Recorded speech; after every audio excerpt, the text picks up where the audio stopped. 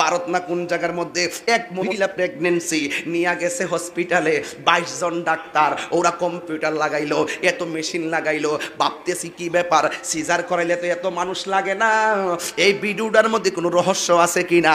হঠাৎ করে দেখলাম অনেকগুলা মেশিন লাগাইছে, কিন্তু দেখা গেল পেটের ভিতরে বাচ্চা মনে করে মেশিন লাগাইছে, কিন্তু পরীক্ষার মধ্যে বিচিত্র একটা কিছু বেশে আসছে। হঠাৎ করে অপারেশন হলো, দেখলাম এই মহিলার পেটের ভিতরে বাচ্চা না, এই মহিলার পেটের ভিতরে একটা বিষাক্ত সাপ।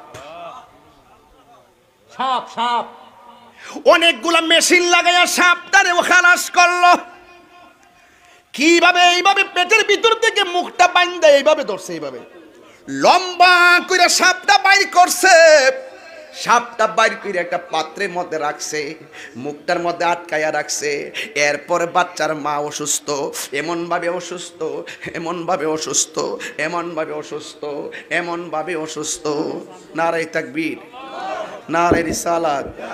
সুলতানপুর পঞ্চবটি জয়নালিয়া দরবার শরীফের বিশ্বাবুজুর আগমন, আমার ভাই মাওলানা শাহ আলম ভাইয়ের আগমন।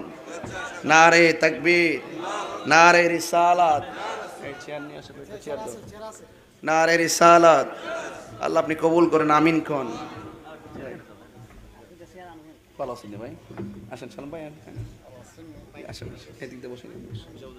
আল্লাহু আকবার জোরে কোন। আপনি বোন বাইরে যান, ভাই ওটা বসেন, বসেন ভাই, বসেন। সালাম ভাই।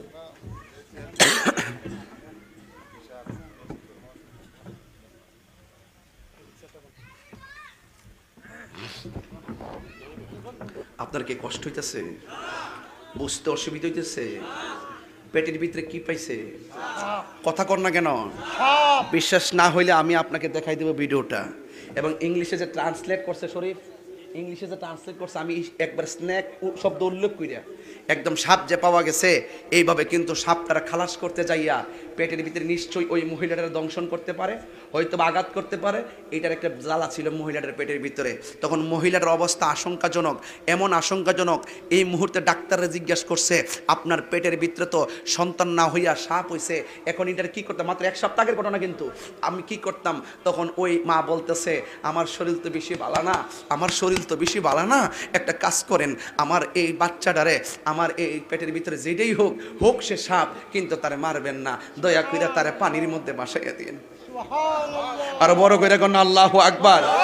সত হইল তো মা, হোক পেটের ভিতরে সন্তান কালা, হোক পেটের ভিতরে বুবা, হোক পেটের ভিতরে কানা, হোক পেটের ভিতরে আতর, হোক পেটের ভিতরে বুবা, যাই হোক না কেন, কালো হইতে পারে, আতর হইতে পারে, লুলা হইতে পারে, পৃথিবীর সবার কাছে কুশ্রী হতে পারে, পৃথিবীর সবার কাছে ভয়ঙ্কর লাগতে পারে, কিন্তু আপনার পেটের ভিতরে তার সেটাকে জায়গা দেন নাই, মা জায়গা দিয়েছে, ওই সাপের কামড় খেয়েছে, এরপরে মা ধারণ করেছে এই সাপটা হওয়ার পরে বলছে আমার সাপ, এই বাচ্চা, এই সাপটারে মারবেন না, পানিতে ভাসাইয়ে দিবেন।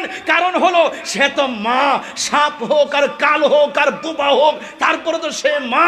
এই কথা বলার পরে কয়েক ঘন্টা পরে ওই সাপে ওই মহিলাটা দুনিয়া থেকে বিদায় হয়ে গেছে। চিৎকার মাইরা কি আল্লাহু আকবার বলবেন না? এটা কি আপনি সাধারণ খবর মনে করতেছেন? এটা একটা ট্রেন্ডিং খবর।